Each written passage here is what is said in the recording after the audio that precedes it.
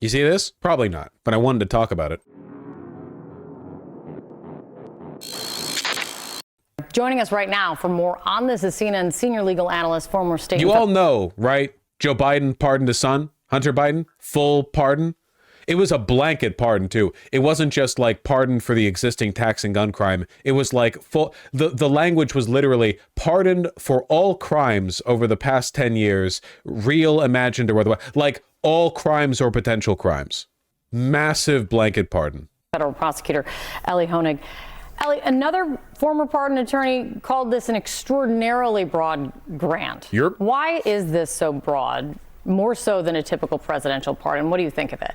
Okay, this is as broad as a pardon can possibly be. Ordinarily, a pardon will specify saying there's no way he's going to make this system is a horrific miscarriage of justice that undermines the foundation of our justice system. There is a reasonable argument that in some respects, Hunter Biden was treated unfairly, and I think he objectively was. That will give Joe Biden some degree of cover here. All right, joining us now is Democratic Congressman Glenn Ivey of Maryland. He currently sits on the House Judiciary and Ethics Committees. Congressman, I'm so grateful to have you. Love that. Name's Glenn Ivey, has a nice rolled button-down collar. Love that. On the program this morning. Thanks for being here.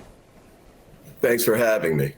So I do want to start with what we learned overnight with President Joe Biden, who decided to pardon his son Hunter, not just for the crimes that he was convicted of and pled guilty to, but for a sweeping 10-year period. This guy got millions from AIPAC. This is another AIPAC beneficiary. You're telling me that once again, a weak, limp-wristed, ineffectual Democrat turns out to be directly backed by AIPAC, almost as though AIPAC is a hostile entity to the Democratic Party?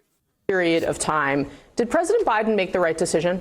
I think I've got mixed views about it, frankly. I think that, there is concern that the president legitimately had that the Trump administration and, all this, the Retribution tour stuff with respect to the Department of Justice and how he plans to use it against his enemies.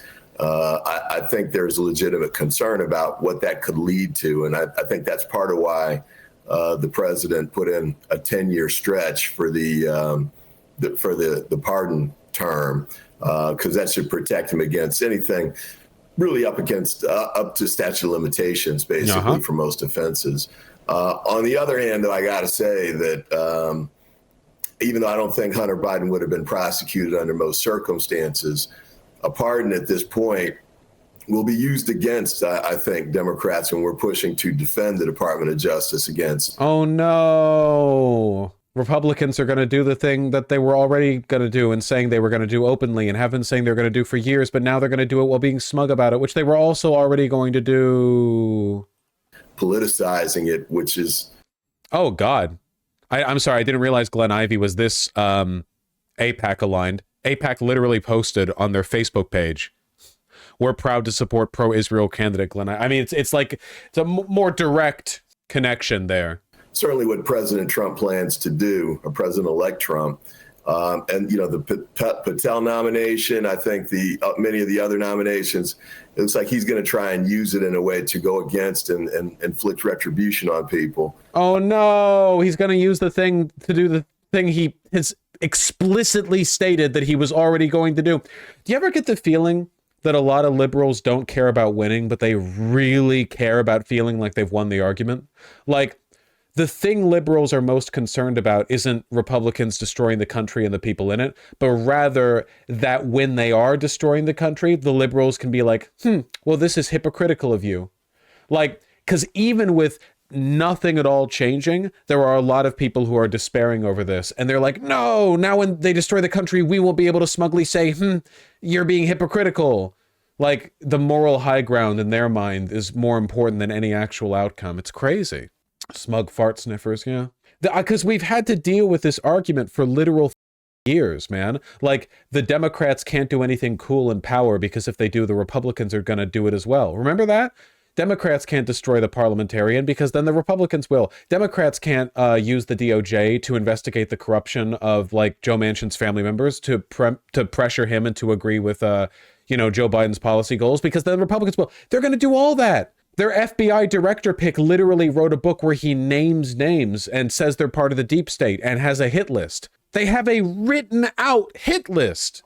And I think this sort of gives him ground to argue that, both sides are doing the same thing. So I know that there was a real strong sentiment and wanting to protect Hunter Biden from unfair prosecution. But this is going to be used against us when we're fighting the misuses that are coming from the Trump administration. Very interesting. I know we say they don't want power, they want to critique power about leftists, but it really feels like it applies to the libs here. It does. No, that's true. It does. Yeah. In this case, like for slightly different reasons, the dynamic has truly shifted. And yes, it is now more applicable against the liberals. Yeah. For the most part, I think it's a salient critique of certain types of leftists. But in this instance, yeah, this like ineffectual, do nothing, moderate, in this case, and in many other cases, AIPAC-backed Democrat. Yeah, you see. Sir, for viewers who don't know, you yourself have... Oh, and on Twitter right now, there are a fuck ton of moderate Democrat media pundits, pollsters, politicians who are doing this exact same thing with the same rhetoric, They're doing this exact same, like, well, now the Republicans, will be able to do whatever they want. And there are Republicans who are saying, Lamau, well, then now the media can't go after us when we start freeing all the J6 prisoners. What do you mean? You were already going to do that. You're the one who decided that norms don't work. You can't establish that the presidential pardon can be used willy-nilly and norms don't mean anything anymore, and then get mad when Joe Biden pardons his son, the only thing he has left in his sad life. Worked at the highest levels of our law enforcement and legal communities and worlds, including in high-profile political scandals, Whitewater, for example. Do you think that Republicans have any ground to stand on in terms of the arguments that they're making about the Department of Justice? Is there validity? They are literally campaigning on going after all political enemies, regardless of whether or not they've committed crimes. They have a hit list on deep state actors who haven't committed actual crimes. Donald Trump pardoned a bunch of co-conspirators during his first term and is running on pardoning insurrectionists from January 6th. God. Validity to the feelings that they may have about how the department conducted itself in the first Trump administration and since? No, I think most of that stuff is really overblown and intentionally so. I mean, it's Trump. The one thing about Trump is it's not new when, politicians are under investigation by the Department of Justice that they say it's political, a witch hunt. Those are phrases that have been used for decades by people in the crosshairs, say like Senator Menendez, for example, who was recently convicted for misconduct in office. The difference here is that twofold. One is a lot of people started believing Trump, and his MAGA base is fully on board with the argument that I didn't fully understand his argument. I thought he was downplaying the claims that Donald Trump had engaged in that behavior. What he's saying is that it like Donald Trump's entire base believes his widespread claims. Okay. Department of Justice is somehow an abuse of power and is just running out of control and needs to be quote unquote reined in. And I think that's one of the big problems. The other one, though, is that he's going to be the president of the United States and will have full control over the Department of Justice. The Patel nomination for FBI, I think, is a bad omen for what he might want to do with that. And his statements about it have been pretty explicit. So it's pretty concerning, I would say. And the best CNN's comment section has to offer. Top comment. All animals are equal, but some animals are more equal than others. George Orwell, 1945. This is literally 1945. You're still trying to make this about Trump. CNN is ridiculous. Hope CNN keeps the same energy when Trump pardons January 6 protesters. This isn't just a pardon. It's a confession. And, what's at risk is the overall rule of law in the United States, which has been a real bedrock for us for more than a century. And we need to fight to preserve that. Congressman, Democrats did spend, of course, the last campaign strenuously arguing to Americans many of the points that you just laid out. Why, in your view, did Americans vote to put Republicans in charge of the White House and both houses of Congress? And what do you think your party needs to be doing differently going forward?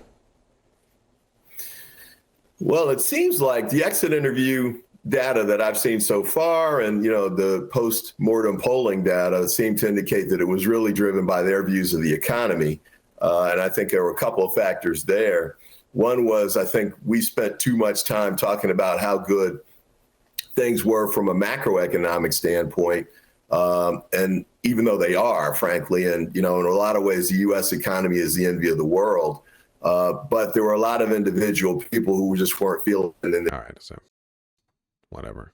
The Biden Justice Department has been politicized. That's the message this morning from not just Donald Trump, but from President Joe Biden himself. The president issuing a full and unconditional, like any in recent. That's still the case. Nothing has changed. That is still the case. And have you ruled out a pardon for your son? Yes. I said I abide by the jury decision. I will do that, and I will not pardon him. I could speak for the president, and he said he would not pardon his son. Does the president have any intention of pardoning him? We've been asked that question multiple times. Our answer stands, which is no. Well, it stood until last night. Wow. Joining us now, Saleha Mohsin, senior Washington correspondent. Holy shit, that suit fit. Or lack thereof, I suppose. I don't know. Them's dark days. Sucks when you're spineless and refuse to take hard positions on anything, then go back on them later to look like a f***ing. Yeah, it's unironically like a service, a benefit to Trump and his administration that he just says he's going to be corrupt, and then he's corrupt. Like, not even a joke. Imagine, like, with the obvious exception of the Project 2025 bit, where Trump lied and said he didn't know about it, and then immediately, like, all the conservatives are like, yeah, of course he was going to do Project 2025. For the most part, Donald Trump, like, imagine if he had said over and over he's not going to pardon the J6 protesters, and then he immediately did so. Like, why? He's only, like, losing favorability when he does that. Just commit to what you're going to do.